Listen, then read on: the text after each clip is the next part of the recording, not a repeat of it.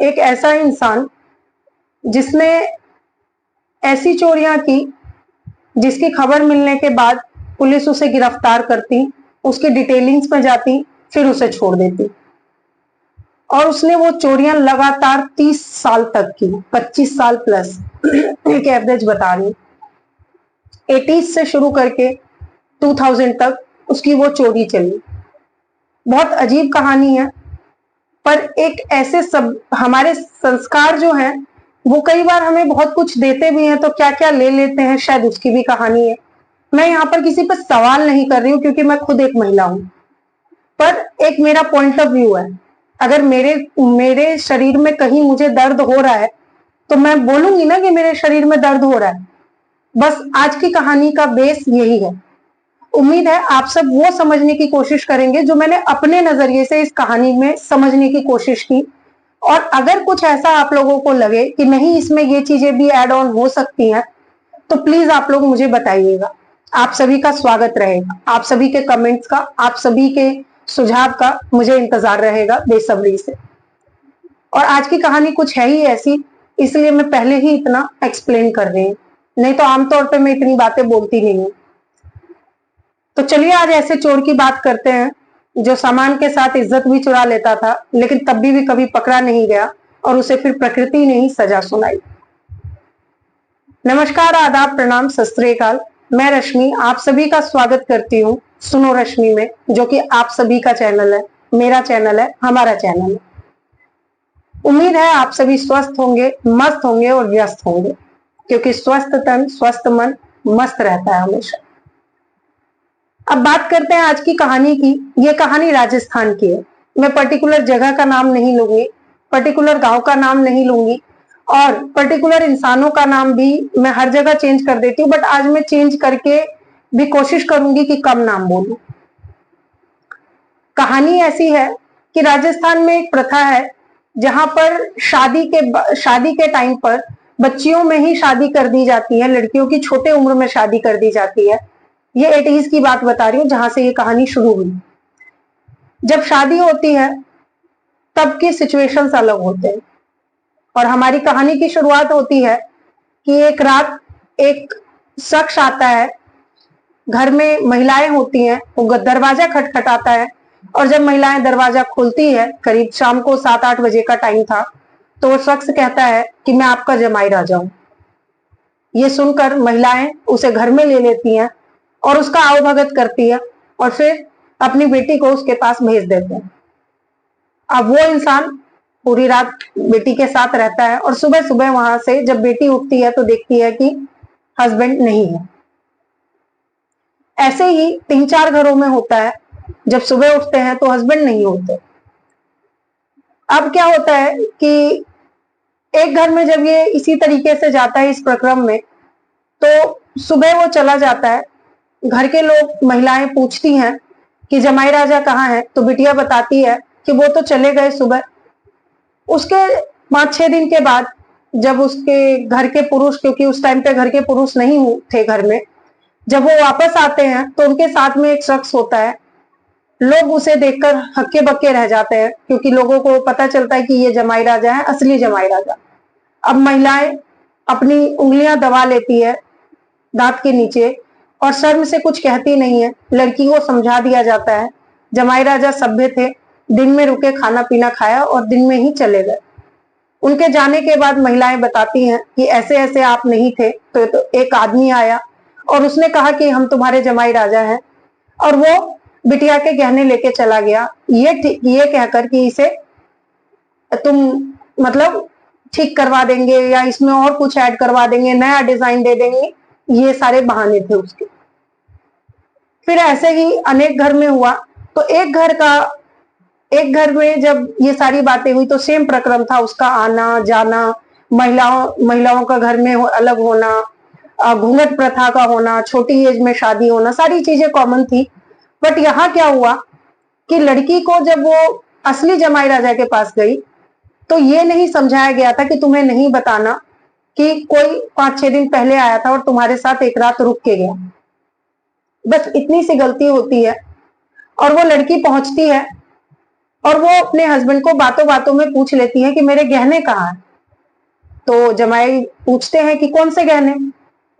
तो वो कहती है, क्योंकि वो अब तक घूंघट में थी, वो घूंघट हटाती है और एक अनजान आदमी को अपने सामने देखती है, जो कि असलियत में उसका पति था। वो भी बिल्कुल झटके से। अब वो पीछे पड़ जाता है कि बताओ कि कौन से गहने और मैं कब आया घर में। तब वो रोते हुए बाहर निकलती है और फिर पूरी फैमिली इकट्ठी होती है, सब लोग मिलके उसे पूरी बात बताते हैं। वो गुस्सा, जो बहुत गुस्से में था, पढ़ा लिखा समझदार आदमी था, वो समझता है बातों को और वो अपने ससुर से कहता है कि चलिए हम थाने में जाके इसकी रिपोर्ट करवाएं, क्योंकि ये चीज मेरे हिसाब से एक शातिर चोर का काम है, जो हर किसी के घर में असभ्यता फैला रहा है और साथ में चोरी भी कर रहा है। जमाई की बात सुन के पूरे घर के लोगों का दिल बैठ जाता है। वो अपनी पगड़ी भी जमाई के सामने रख देते हैं कि इसमें घर की बदनामी है। तो वो जमाई उन्हें हौसला देता है कि कुछ भी है तो ये बीवी मेरी है और मुझे ही इसे स्वीकार करना है। आप ये नहीं कर सकते तो ऐसा कीजिए, गहने चोरी होने की रिपोर्ट लिखवा दीजिए। घर वाले तैयार होते हैं, रिपोर्ट लिखी जाती है। अब पुलिस इतनी बात को सीरियस नहीं लेती। फिर करीब 3-4 महीनों के बाद सेम ऐसी ही घटना होती है और ऐसी ही रिपोर्ट आती है। तो जब 10-15 जगह से ये रिपोर्ट आ जाती है तो लोगों में ये चर्चा का विषय बन जाता है। फिर लोग आपस में बातें शुरू करते हैं और लोगों को ये समझ आ जाता है कि ये जो लुटेरा है, ये उनके घर के रिस्पेक्ट के साथ भी खेल रहा है और उनके धन संपत्ति को भी चुरा के ले जा रहा है। और उसका दहशत इतना हो गया था कि उसके बाद महिलाएं रात में दरवाजा नहीं खोलती थी।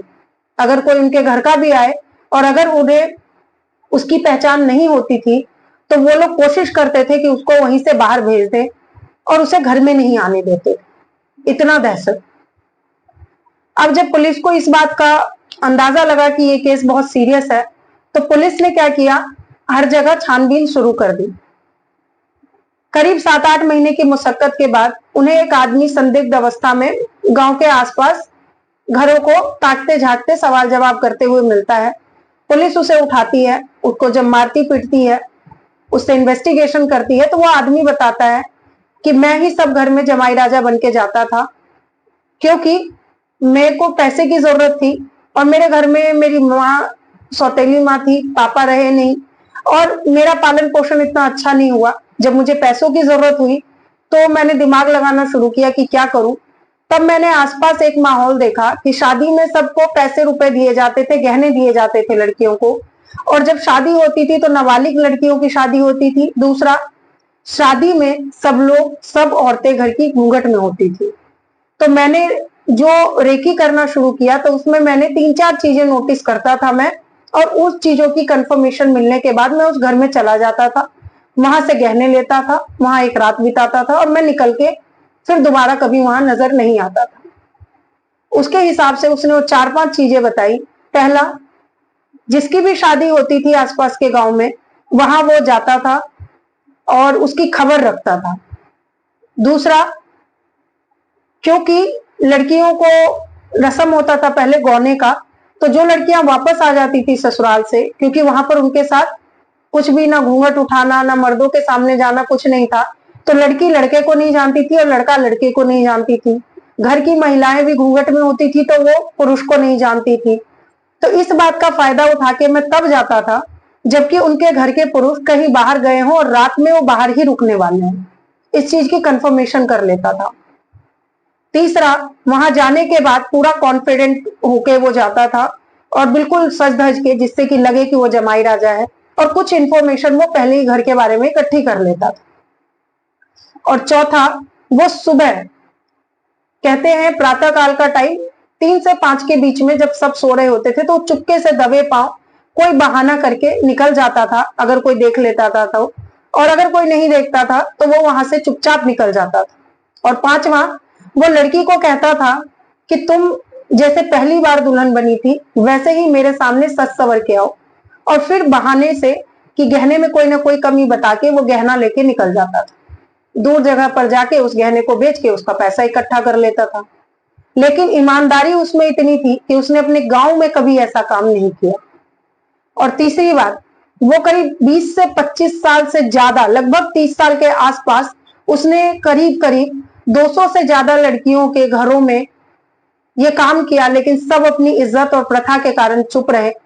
वो हर बार पकड़ा जाता, हर बार छूटता, और लास्ट में उसको जब पूछा गया कि इसको क्यों नहीं पकड़ते, तो पुलिस का कहना था कि सब अपनी इज्जत के कारण कोई बोलता नहीं था, तो हम इसको सजा क्या देते। और चोरी का इतना बड़ा मामला था नहीं, 5 महीने, 6 महीने, 2 साल, और ये छूट जाता था, फिर ये वही काम करता था। लेकिन प्रकृति, कहते हैं ना कि जब प्रकृति मारती है तो उसका बहुत जोर से लगता है मारा हुआ। फिर उसको कुछ बीमारी हो गई और वो आदमी खुद ही मर गया, और उसके बाद एक जुल्म का अंत हुआ। इसे आप जुल्म ही कहेंगे, जो मानसिक तौर पर भी प्रताड़ित करता था, आर्थिक तौर पर भी, और क्या कहा जाए। तो अगली मिलते हैं आप सभी से अगली कहानी में। उम्मीद है आपको इस कहानी से एक जागरूकता मिली होगी, और मेरा सिर्फ इतना मुद्दा रहता है कि मैं कहानी को आपके सामने अपने नजरिए से रखती हूँ। अगर आपको किसी कहानी के बारे में कुछ पता है तो आप हमसे मोस्ट वेलकम है, मेल पर शेयर कर सकते हैं, या आपके पास कोई नई कहानी है तो भी आप शेयर कीजिए। मैं कोशिश करूंगी कि सबके साथ उसको मैं रख सकूं, है ना, सबको सुना सकूं, सबको कुछ ना कुछ सीखने को मिले। तो प्लीज अपना ध्यान रखिए, अपनों का ध्यान रखिए, और खुश रहिए, बहुत जरूरी है, आजकल यही बहुत मुश्किल होता है। Thank you.